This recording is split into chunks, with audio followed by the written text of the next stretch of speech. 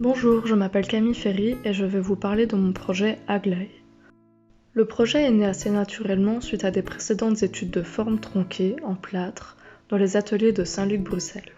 Je voulais étudier des formes simples et efficaces. Je suis donc partie sur une base cylindrique dont j'ai tronqué la tête. Le résultat, de par sa dimension et son inclinaison, m'a alors directement interpellée.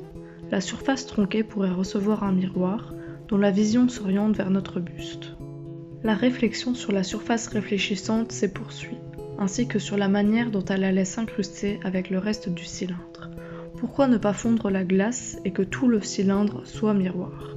C'est ainsi que le miroir s'est étendu à toute la surface, et l'acier polymiroir pourrait permettre ce rendu. Bien sûr, le miroir ne serait pas aussi parfait qu'un miroir classique, mais la beauté de la pièce s'équivaut. Ce serait presque un mobilier totémique.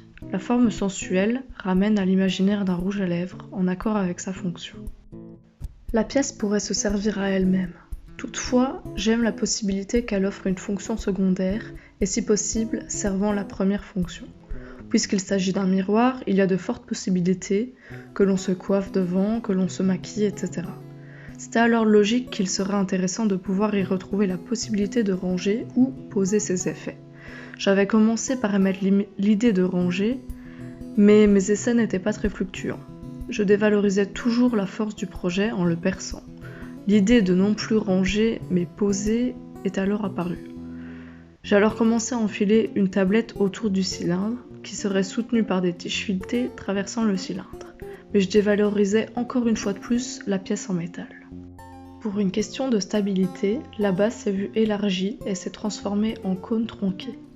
La forme reste toutefois assez simple et attrait toujours à l'imaginaire d'un gloss. Mais cette fois-ci, sa forme put permettre de glisser une tablette sans avoir la nécessité de la fixer à un certain niveau. Le diamètre du trou de la tablette viendrait directement se bloquer là où le diamètre du cône est le même. Initialement, le projet était imaginé à grande taille, telle une pièce iconique posée dans un espace. Pour une question de budget de réalisation, j'ai alors commencé à imaginer une pièce de plus petite taille, qui pourrait être posée sur un autre meuble. Elle garderait encore tout l'essence du projet et resterait un eye-catcher de par son originalité. J'ai donc poursuivi le reste de mon travail sur cette échelle plus petite, sans mettre de côté l'idée qu'un jour je puisse réaliser cette pièce de grande taille. La tablette était un peu triste, simplement plate et cassait la dynamique du cône. J'ai donc travaillé différentes formes pour mieux l'intégrer, avoir le sentiment que le cône la traverse de manière dynamique. Dans ces dimensions-ci, le cône était facilement soulevable. On pourrait alors y ranger ou cacher quelque chose à l'intérieur. En parallèle de tout cela s'établissait une réflexion sur le contact du métal avec le sol. J'avais alors imaginé que sous le cône se trouverait un plateau dans lequel il y aurait des trous et où on y glisserait des petits plots en caoutchouc pour mettre à distance le métal de la table. Il y aurait pourtant toujours un trou pour pouvoir glisser sa main et aller cacher des objets à l'intérieur du cône. Pour une question sensitive et de confort, l'intérieur du cône serait recouvert de feutre. Le contact serait plus agréable qu'avec le métal et renvoie à l'imaginaire qu'à l'intérieur d'une pièce massive et froide, on retrouve un corps doux, chaud et agréable, comme un petit cocon où cachaient ses secrets les plus enfouis. Aglaé a continué à évoluer. La tablette avait du mal à s'intégrer pleinement au projet. A priori, il serait posé sur une table, et il n'était donc pas complètement nécessaire de garder une tablette pour poser ses effets. Mais je voulais garder une tablette intégrée au projet, afin que toutes les fonctions autour du travail soient comprises et envisagées dans le projet. Le cône serait donc maintenant le réceptacle d'objets, un peu telle une petite boîte. Une boîte, et si c'était là la réponse à l'intégration de la tablette? Le cône serait en quelque sorte le couvercle, et la tablette pourrait être en quelque sorte la boîte. Elle servirait du coup à la fois de socle à l'ensemble, de tablette, mais aussi de réceptacle à ce que cacherait le cône. Le projet était presque abouti. Il fallait maintenant trouver la forme idéale, mettant au mieux en valeur la tablette, et dont les dimensions permettraient de pouvoir être tournée facilement dans un tour, et trouver bien sûr des troncs de cette dimension. Au final, j'ai opté pour 7 tablettes. Graphiquement, elle ressemble à une moustache. Un lien assez amusant entre le côté féminin du cône, qui rappelle un rouge à lèvres, et le côté masculin de la moustache. Petit détail subtil qui rappelle que le projet est destiné à tous.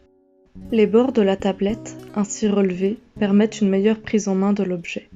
La tablette légèrement creusée et arrondie permet de recevoir de petits objets sans qu'ils ne glissent. La partie rentrante de la tablette est creuse et son fond plat. Elle permet d'offrir un réceptacle à des objets supplémentaires qui doivent être posés à plat, tels que des flacons de parfum. Les bords se finissent en biais, un détail qui rappelle le gloss, mais qui permet aussi au cône de mieux s'insérer dans la tablette. Maintenant que j'ai expliqué l'aboutissement du projet en termes de forme, je vais pouvoir aborder la partie technique du projet. Pour réaliser ce cône tronqué, je devais faire appel à un ferronnier ou un chaudronnier. D'après mon précédent projet, le banc Pipes, j'avais appris que pour souder une tôle, il fallait au minimum que celle-ci soit épaisse de 2 mm. C'est pourquoi j'ai opté pour cette épaisseur.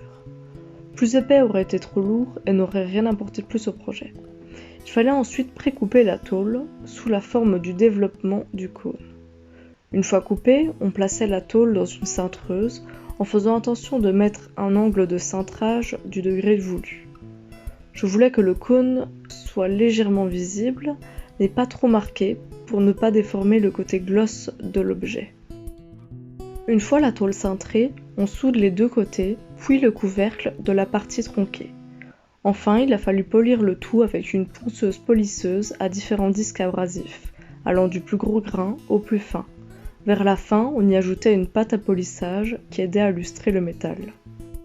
Pour la tablette, je devais trouver un tronc dont la dimension faisait plus du double de la tablette, afin qu'elle soit tournée hors cœur et hors aubier pour lui assurer une haute résistance et un meilleur rendu esthétique.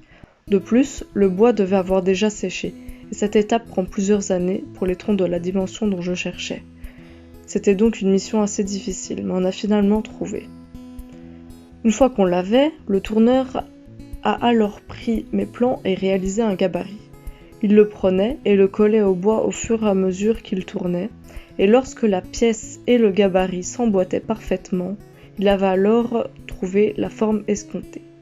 Enfin, il fallait poncer la pièce avec des feuilles abrasives pour avoir un toucher le plus lisse possible. Enfin, pour la chaussette interne du cône, j'ai choisi une feutrine bordeaux assez fine de 2 mm, souple et lavable. C'est alors une opération un peu semblable à la réalisation du cône qui s'est faite. On a découpé un morceau de feutrine sous la forme diminuée du développement du cône et elle a été assemblée le tout à la machine avec une grosse couture. Enfin, on a cousu à la tête et sur les côtés une partie scratch pour venir fixer la chaussette au métal où on y retrouvait collée l'autre partie de scratch. Pour résumer, Aglaé est un projet qui revisite la manière de s'observer de façon sculpturale. Il crée un contraste entre un élément vertical froid et un élément horizontal chaud. Il combine des matières nobles telles que l'acier inoxydable, le feutre et le bois de chêne. Le feutre amortit le contact entre sa tablette en bois et son cône évidé. Aglaé s'insère dans notre société où l'image, qui a toute son importance, est nette et refaite. Il rompt avec la façon habituelle de se regarder et vient traduire notre reflet à travers une surface réfléchissante en acier poli miroir. Graphiquement sensuel, Aglaé signifie aussi rayonnant de beauté.